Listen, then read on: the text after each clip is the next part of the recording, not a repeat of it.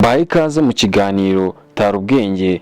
Aha tugiye kwibanda cyane ku budasa bw'imyitwarire ya muntu biterwa n'ubwoko bw'amaraso atemba mu mitsi ye, nk'uko tubikesha urubuga rwa Top Sante. Bahaye ikaze. Uyu munsi tugiye kwibanda ku mico n'imyitwarire y'abantu tugendeye ku bwoko bw'amaraso bafite. Buri muntu wese agira amaraso atukura, ariko burya ubwoko bw'amaraso ntibureberwa ku ibara ryayo, ahubwo bureberwa ku bigize amaraso. Ari naho usanga itandukaniro rinini mu myitwarire ya ba nyirayo. Aha ushobora kuba wibaza impamvu runaka agira imico itandukanye n'iyawe cyangwa iy'undi muntu. Impamvu ituma umuntu usanga afite imico yihariye cyangwa ahuriyeho n'abandi bantu biterwa n'ibintu byinshi bitandukanye. Aha twavuga ubwoko bw'amaraso, ubuzima yanyuzemo, ariko nanone bishobora guterwa n'aho wakuriye, igitsina ndetse n'imico asangira n'umuryango akomokamo. Nk'uko rero ubwoko bw'amaraso butandukanye, ni nako imyitwarire y'abantu igenda itandukana bitewe n'ubwoko bw'amaraso umuntu afite, igitsina ndetse n'imyitwarire ituruka ku ruhererekane rw'imiryango, aribyo mu ndimi z'amahanga bita genetics. Igira uruhare mu myitwarire y'umuntu runaka, nk'uko byagiye byerekanwa n'ubushakashatsi butandukanye. Ubwo bwoko bune bw'amaraso aribwo A, B, AB na O. Ubwoko bw'amaraso bwa A mu bushakashatsi bwakozwe n'impuguke zo mu Buyapani bwagaragaje ko abantu bafite amaraso yo mu bwoko bwa A ari abantu basabana kandi igihe cyose baba biteguye kurema ubucuti muri rusange. Reka turebere hamwe imico n'imyitwarire y'abantu bafite ubu bwoko bw'amaraso bwa A. Akunda kwihugiraho, ariko akaba umuntu wihangana. Abika inzika iyo akoserejwe. Iyo ababaye ntatinya kubigaragaza, kimwe n'iyo yishimye. Akunda kuvuga no gukora ibintu ku murongo. Kubeshya ntibiri mu byo akunda gukora.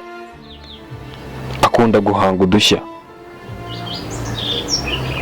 Aba yumva yahora mu mahoro n'umutuzo.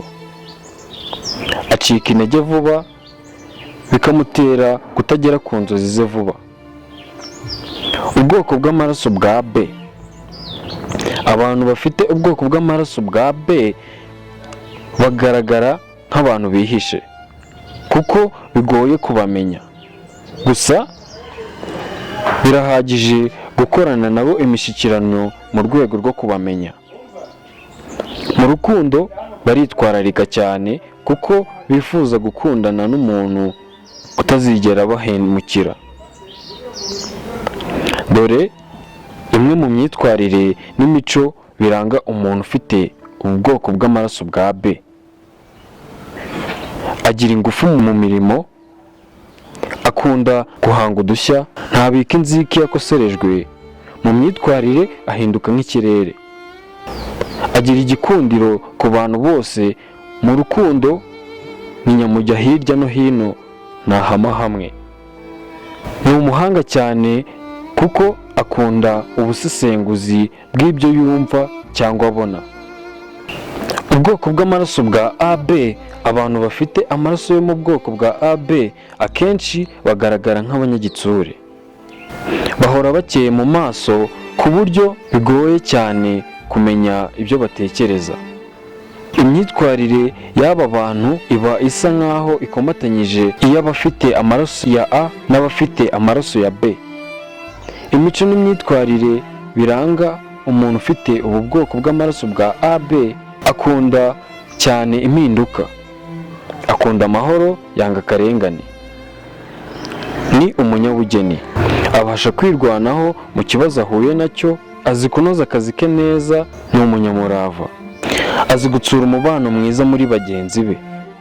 Ubwoko bw'amaraso bwa O. Abantu bafite ubwoko bw'amaraso bwa O bo bakunze gusabana na buri wese. Ni abantu bahora ni bakwe kandi ni abanyembaraga ndetse ntibacika intege vuba.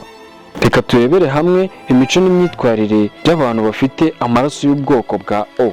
Agira umutima ukomeye, ntapfana ijambo, aratuje kandi agira urukundo bikomeye. Yirengera ingaruka z'ibyo yakoze, aharanira gusoza ibyo yatangiye, abasha kuvamo umuyobozi mwiza. Iyo yanzwe n'uwo akunda biramugora kubyakira cyane, bikaba ikibazo kuri we. Iyi myitwarire niyo ikunzwe guhuriraho n'abantu benshi bitewe n'ubwoko bw'amaraso bafite.